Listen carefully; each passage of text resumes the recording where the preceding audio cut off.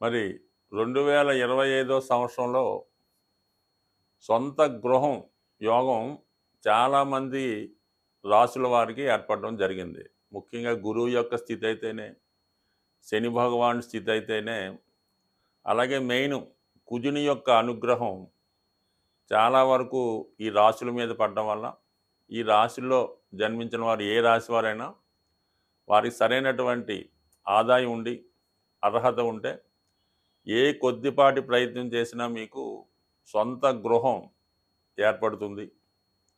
మరి ఆ సొంత గృహం ఏర్పడాలంటే మీరు చేయవలసినటువంటి రెమెడీస్ ఏం లేదు.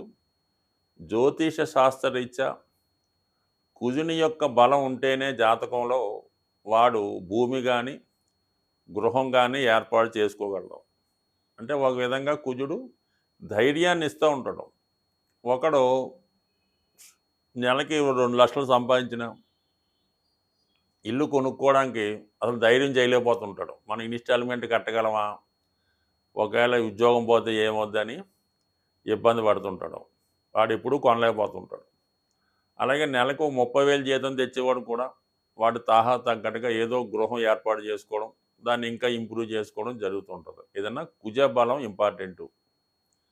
దాని తర్వాత ఏంటంటే కుజుడి యొక్క అనుగ్రహం పొందాలంటే మీరు అటు సుబ్రహ్మణ్య స్వామి, వేగంగా మనం గృహ నిర్మాణం కావాలంటే ఆంజనేయ స్వామిని మించింది లేదు.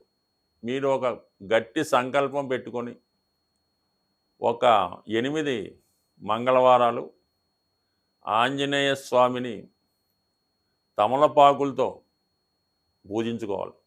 ప్రతి వారం కూడా తమలపాకులతో పూజించి మరి ఒక అరటిపళ్ళు కానీ కొబ్బరికాయ కానీ నైవేద్యంగా పెట్టాలి. సంకల్పం వారం వారంకి పెరుగుతూ ఉండాలి. దానికి తగ్గట్టుగా మీరు ఏదో ఒక ప్రయత్నం కూడా చేస్తూ ఉండాలి. అలాగే వీలుంటే కోతులకి, అంటే మనకి కొద్దిగా నగరం అవుట్లెట్స్ గట్టా ఉన్నప్పుడు మరి మెయిన్ రోడ్డు మీద కాకుండా కొద్ది పక్కన తోటలాగా ఉంటే మీరు ఎంత కొనగలిగితే అంత కొంతవరకు అవి మీరు ఎంత బరువు ఉంటారో దానికి తగ్గట్టుగా అరటిపళ్ళు కానీ ఏవైనా ఫ్రూట్స్ కానీ కోతులకి ఆహారంగా పెట్టడం వల్ల మీకు తొందరగా మరి సొంత గృహం ఏర్పడుతుంది. మరి స్త్రీలు ముఖ్యంగా వారి యొక్క కోరిక తీరాలంటే మణిదీప వర్ణన అని ఉంటుంది.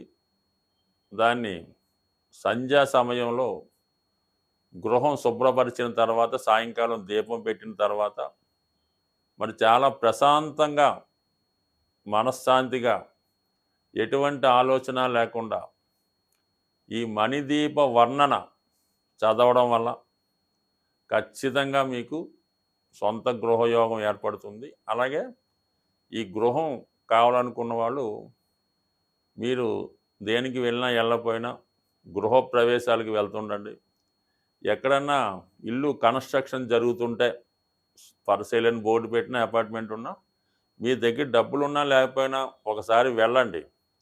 వాళ్ళని కనుక్కోండి, ఎంత అవుతుందనో తెలుసుకోండి, దాని బ్రోచర్లు తెచ్చుకోండి, మీ దగ్గర పెట్టుకోండి. అలాగే మీరు ఒక బిల్డర్తో కానీ ఒక తాపీ మేస్త్రితో కానీ స్నేహం చేసుకొని ఉన్నా లేకపోయినా ప్రతి విషయం కనుక్కోండి. సిమెంట్ రేటు తెలుసుకుంటూ ఉండండి, ఐరన్ రేటు తెలుసుకుంటూ ఉండండి, భూమి విలువ ఊరికనే తెలుసుకొని ఫ్రెండ్స్కి చెప్తూ ఉండండి. కంపల్సరీగా అదంతా యాక్టివేట్ అయ్యి ఖచ్చితంగా మీకు ఒక గృహం అన్నది ఏర్పడుతుంది. ఏదన్నా మనం ఏ లైన్లో ఉంటే ఏ ప్రయత్నంలో ఉంటే ఖచ్చితంగా అందులో మనకి రాణింపు రావడం జరుగుతుంటుంది. అందుకని మీరు ఈ గృహం కట్టే వాళ్ళతోనూ గృహం చుట్టుపక్కల తిరుగుతూ కనుక్కుండా ఏదో రియల్ ఎస్టేట్ వ్యాపారం చేయకపోయినా అమ్మికొన్నట్టు అందులో రోజుకు 1 గంట చేస్తే ఖచ్చితంగా మీకు ఆ ఇంటికి తగ్గ డబ్బు అదే వస్తుంది, అదే గృహం ఏర్పడుతుంది. కావాలంటే ప్రయత్నం చేసి చూడండి. మీకు ఖచ్చితంగా మరి 2025లో మీరు ప్రయత్నం బట్టి ఒక 90 రోజుల్లో సొంత గృహం ఏర్పడుతుంది. స్వస్తి. శ్రీమాత్రే నమ. జై గురు దత్తాత్రేయ నమ. ఈ వీడియోలో మనం 2025 సంవత్సరంలో కుంభరాశి వారి యొక్క అదృష్టం ఏ విధంగా ఉండబోతుంది, వాళ్ళ యొక్క జీవితంలో ఈ సంవత్సరంలో మారుతున్నటువంటి మార్పులేటి, ఏ గ్రహం శుభాన్ని లేదా అశుభాన్ని ఇవ్వబోతున్నాయి అన్న విషయాన్ని మనం ఈ వీడియోలో తెలుసుకునే ప్రయత్నం చేద్దాం. కుంభరాశి వారికి మరి ప్రస్తుతం జన్మశని ప్రభావంతో చాలా వరకు జాతకుడు వారి యొక్క సమస్యల నుంచి, బలహీనతల నుంచి బయటపడలేకుండా చాలా స్ట్రగుల్ పడడం జరుగుతూ ఉంటుంది. చాలా వరకు ఈ కుంభరాశి వారు బయట ప్రపంచానికి ఒకలాగా ఉండడం జరుగుతూ ఉంటుంది. వారు అంతర్గతంగా వేరే ప్రపంచంలో వాళ్ళు జీవిస్తూ ఉంటారు. ఇది సూర్యుడి యొక్క సింహరాశికి ఆపోజిట్ రాశి అవ్వటం వల్ల అది రాత్రి బలం కలిగినటువంటి గ్రహం. దానికి వరుణదేవుడు ఈ రాశికి ప్రధానంగా ఆధిపత్యం వహిస్తూ ఉంటాడు. అంటే చీకటి సామ్రాజ్యం లాంటిది ఒక విధంగా కుంభరాశి. అందులో ఉన్నటువంటి ప్రధాన నక్షత్రం శతభిష నక్షత్రం. ఇవన్నీ కూడా ఒక విధంగా తామసిక లక్షణాలు కలిగి ఉన్నటువంటి రాశి అవ్వటం వల్ల ఈ రాశిలో చాలా వరకు ఉన్నవారు అందరూ ఒకలాగా ఉండరు, కానీ చాలా వరకు రెండు రకాల మనుషులు ఉండడం జరుగుతుంటుంది. చాలా నిస్వార్థంగా ఉంటారు.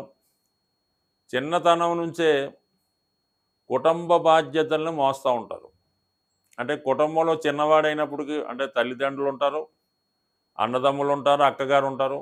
వీడేదో మూడోవాడుగానో నాలుగోవాడుగానో పుట్టాడు అనుకుందాం.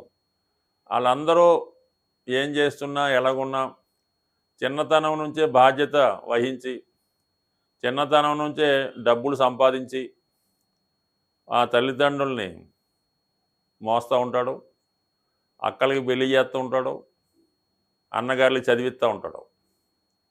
సరే, ఈ విధంగా కొందరు ఉంటారు. తక్కువ సంతానం ఉన్నవాళ్ళు కూడా అంటే ఒకడే పిల్లవాడు, తల్లిదండ్రులు బాగున్నారు అనుకున్నవాడు ఏం చేస్తాడు, వాడి సర్కిల్లో ఉన్నటువంటి ఫ్రెండ్స్నో లేదంటే వాళ్ళ దగ్గర బంధువులను వాళ్ళ మంచి చేటలు చూస్తూ వాళ్ళ కోసం వాళ్ళకి ఉద్యోగాలు ఇప్పించడం, వాళ్ళకి పెళ్ళిళ్ళు చేయడం, వాళ్ళ బాధ్యత స్వీకరించడం, వాళ్ళకి అప్పులు ఇప్పించడం, ఈ విధంగా చేసి నష్టపోతూ ఉంటాడు. ఏదైనా ఈ కుంభరాశి వారికి అయితే ఎర్లీగా 24వ సంవత్సరంలో పెళ్ళవ్వాలి. 26 అనుకుందాం. లేని పక్షంలో 36, 42, 45 కూడా అవుతూ ఉంటుంది. చాలా వరకు వీళ్ళకి లవ్ ఫెయిల్యూర్ ఉంటుంది. ఈ చదువుకునే టైంలో అంటే ఎర్లీగానే డిగ్రీ చదువుకునే టైంకి ఎంత ఉంటుంది, బీటెక్ అనుకుందాం, ప్రస్తుతం 21, 22 సంవత్సరాల్లో బీటెక్ పూర్తి చేస్తారు. ఆ టైంలోనే లవ్ అఫేర్ ఏర్పడుతుంది. పెళ్లి చేసుకుందాం అనుకునే టైంకి ఇతను అబ్బాయి అయితే అమ్మాయికి ఆ పెద్దలు ఏదో వెళ్ళి సంబంధం చూస్తే ఈ అమ్మాయి చక్కగా పెళ్లి చేసుకొని జంప్ అవుద్ది. మనోడు అదే ధ్యాసలో ఓ 10 సంవత్సరాలు కాలక్షేపం చేసి తీరా పెళ్లి చేసుకుందాం అనుబోతులే పుణ్యకాలం గడుస్తూ ఉంటే దీనిలోగా పెద్దల్ని వాళ్ళని వీళ్ళని పోషిస్తూ ఉంటాడు. తిరిగి నువ్వేం సంపాదించావంటే ఏమి ఉండదు. తీరా పెళ్ళైన తర్వాత భార్య వచ్చిన తర్వాత అంటే ఏదో 36కో 38కో అవుతుంది. అంటే సాధారణంగా ఓ 12 సంవత్సరాలు ఉద్యోగం చేశాడు, చాలా డబ్బు దాచి ఉంటాడులే అని ఆ భార్య అనుకుంటుంది. అనుకొని ఏదో ఒక ఫ్రైన్ మార్నింగో నైటో ఏమంటే మీరు ఇంతకాలం ఉద్యోగం చేశారు కదా, ఈ డబ్బు అంతా ఏం చేశారు అని అడుగుతుంది. వీటి దగ్గర ఏం సమాధానం ఉండదు. ఎందుకంటే అప్పుడు డబ్బులు ఏమి ఉండవు కదా. ఇంకా అక్కడ నుంచి ఇక సెపరేషన్ మొదలవుద్ది. బట్ ఏదైనా ప్రస్తుతం ఈ కుంభరాశి వారికి ప్రస్తుత జన్మశని నుంచి విముక్తి కలుగుతున్నాడు. ఎప్పటి నుంచి? మార్చి నెలాఖరు నుంచి శని భగవానుడు మీనరాశిలో ప్రవేశించడం, అంటే కుటుంబ స్థానంలోకి వెళ్తున్నాడు. అంటే పూర్తిగా దీని నుంచి బయటపడినట్టు కాదు. అంటే కొంతవరకు జన్మశని నుంచి బయటపడ్డాడంటే విద్యార్థులు అయితే చదువు ఇంప్రూవ్ అవుద్ది. మధ్య వయస్కుడైతే అప్పులు అవి చేసి పెళ్ళిళ్ళే చేసి కొంత బాధ్యతల నుంచి బయటపడతాడు.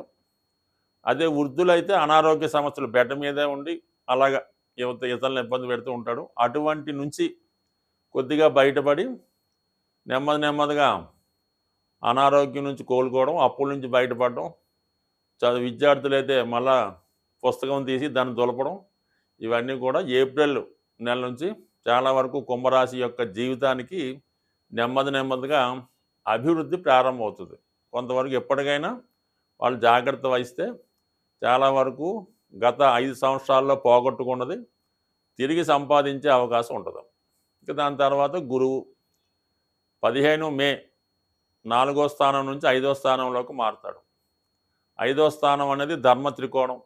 తన టాలెంట్కి గుర్తింపు వస్తుంది, పిల్లలు అభివృద్ధిలోకి వస్తారు, సరిగ్గా బ్రెయిన్ పనిచేస్తుంది, సరైన నిర్ణయాలు తీసుకుంటాడు. అంటే 5లో ఉన్నటువంటి గురువు భాగ్యాన్ని అలాగే రాశిని చూడడం వల్ల చాలా వరకు బలహీనతల నుంచి బయటపడతాడు, మంచి సంస్కారవంతుడు అవుతాడు, చక్కగా చీకటి సామ్రాజ్యాన్ని విడిచిపెట్టి వెలుగులోకి వస్తాడు, మంచివాడిగా మారే అవకాశం గురుగ్రహ అనుగ్రహంతో రాబోతుంది.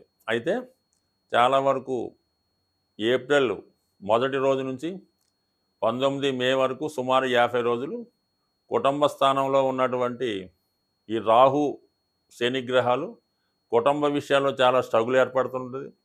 కుటుంబ సభ్యుల మధ్య విభేదాలు వస్తాయి, కుటుంబం స్ప్లిట్ అవుతుంది. అంటే ఎవరో ఒకరు కుటుంబం నుంచి బయటికి వెళ్తారు, అంటే మీకు మీరుగా ఆ కుటుంబం నుంచి వీడి వేరే మీ కొత్త కాపురం పెట్టడం, కొత్త జీవితం ప్రారంభించడం జరుగుతుంది. అంటే మొత్తం మీద ఏప్రిల్ 1 నుంచి 50 రోజుల్లో కుటుంబం స్ప్లిట్ అవ్వడం, కుటుంబ సమస్యలు, కుటుంబంలో విభేదాలు జరిగే అవకాశం ఉంది. దాంట్లో మీరు ప్రేక్షక పాత్ర వహించాలి తప్ప మీరు చేసేది మాత్రం ఏమి ఉండదు. ఏదైనా నిదానంగా మౌనంగా ఉండి చాలా వరకు కుటుంబం విడిపోకుండా అందరినీ సరిదిద్దుకొని జాగ్రత్తగా ఉంటే మంచిది. ఏదైనా మెయిన్గా నష్టపోయేది మీరే అవుతారు కాబట్టి చాలా వరకు ఆ విషయంలో కేర్ తీసుకోండి. దాని తర్వాత ఇంచుమించుగా మనకి 20వ తారీఖు మే తర్వాత రాహు రాశిలోకి ప్రవేశిస్తాడు, స్వక్షేత్రంలోకి ప్రవేశిస్తాడు. అంటే కుంభరాశి వారికి ఏదైతే రాశ్యాధిపతులు శని రాహులు ఉంటారో, శని వెళ్ళిపోయి రాహు రావడంతో కొంతమందికి సినిమా పరిశ్రమలో ఉన్నవాళ్ళకి, సాఫ్ట్వేర్ రంగంలో ఉన్నవాళ్ళకి, వైద్య వృత్తిలో ఉన్నవారికి, చీకటి సామ్రాజ్య వ్యాపారాలు చేస్తున్న వాళ్ళకి చాలా వరకు అనుకూలిస్తుంది. బట్ కానీ ఏదైతే ఈ రాహు సంబంధించినటువంటి అసాంఘిక కార్యక్రమాలు, చట్టంతో వ్యతిరేకించబడ్డవి, ప్రభుత్వానికి వ్యతిరేకంగా ఉన్నవి, అటువంటి కార్యక్రమాల్లో పాల్గొంటే మాత్రం టెంపరీగా బాగున్నా నెమ్మదిగా ఎప్పుడైతే రాహు వెనకొచ్చి 12లోకి వస్తాడో మరి అప్పుడు, అంటే ఇది ఇమ్మీడియట్గా కాదు, రాహు కుంభరాశిలో ప్రవేశించినప్పుడు వాళ్ళు, అంటే అందరూ కాదు, కొంతమందికి ఇటువంటి బ్లాక్ మార్కెటింగు, ఇటువంటి వ్యాపారాలు కానీ అందులో పాల్గొనడం కానీ జరుగుతుంటుంది. ఇది సంవత్సరంన్నర వరకు బాగుంటుంది. రాహు ఏం చేస్తాడు, నెమ్మదిగా వెనక్కి వచ్చి మకరంలోకి వస్తాడు. అప్పుడు శని మీనంలో ఉంటాడు. అంటే కుంభరాశి పాపకర్తార యోగంలో పడుతుంది. అప్పుడు ఏమవుతుందంటే అప్పటిదాకా సామ్రాజ్యాన్ని ఏలిన వారు ఆ తర్వాత ఇంచుమించుగా అరెస్ట్ అవ్వడం, పోలీస్ ప్రాబ్లమ్స్ ఇవన్నీ జరుగుతాయి. కాబట్టి అటువంటి కార్యక్రమాలకి ఎవరు ఎంత ప్రోత్సహించినా, ఎంత గొప్పవారు మీ వెనకాతలున్నా ఎట్టి పరిస్థితుల్లో కూడా మీరు నిజాయితీగా న్యాయసమ్మతంగా వెళ్ళాలి తప్ప ఏదో పోగొట్టుకున్నది అక్కడే సంపాదించాలని అదే రూట్లో వెళ్తే మాత్రం చాలా ఇబ్బందులు ఎదుర్కొనే అవకాశం ఉంది. బట్ కానీ గురువు యొక్క అనుగ్రహం ఉంది కాబట్టి మంచివారి సహకారంతో మంచి మార్గంలో వెళ్ళండి. మంచిగా మీ జీవితాన్ని సరిదిద్దుకుంటే ఉత్తమ ఫలితాలు పొందుతారు. స్వస్తి.